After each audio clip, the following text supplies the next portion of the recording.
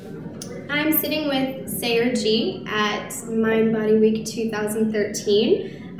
You can find out more information about Sayer at greenmedinfo.com. Sayer, I wanted to ask you about healthcare today. And in your opinion, what is going on in our healthcare system? Well, it's a euphemism for one. It's really disease care. So it's based on management of symptoms and using technically synthetic compounds to suppress the symptoms. And so in terms of reducing acute disease, it's been miraculous. A steroid shot could instantaneously reduce, profound inflammation, could save someone's life. But when it comes to preventing chronic disease, cancer, diabetes, osteoporosis, it's failing miserably. So really healthcare, it's actually time I think we redefine what's being done in the name of medicine and really focus on what it is, which is really drug-based medicine. Where do we need to be in healthcare right now?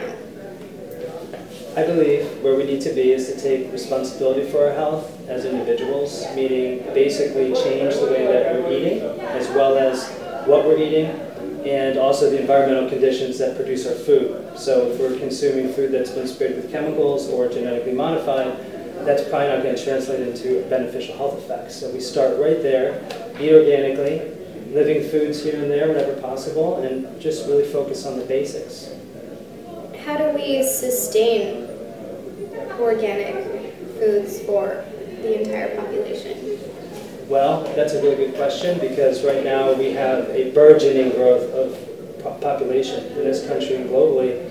And the monoculture-based food system, which is dependent on things like petrochemical fertilizer inputs, the pesticides also from the same chemical industry, is what's really keeping this whole system afloat, even though it's bound to collapse at some point. When you destroy the biodiversity of the soil, even just in terms of microbiology, because all the flora are now killed. We use systemic herbicides like glyphosate, which is in Roundup. It kills everything. So the fecundity and productivity of our soil is even at risk. So we can't necessarily just change everything into organic farming. One thing is for sure, if you're producing in the backyard food, you're not going to produce corn, you're not going to produce soy or canola. You can't really do monocrops like that. You'd really do things that are very basic, perennial tubers if you can, certain types of fruit-bearing trees. I mean, things that you could, it takes time. I mean, so it's not easy to change the way things are going, but we have to start with our own backyards, literally. And how do we get to your vision? So starting in our own backyards, but can you expand upon that?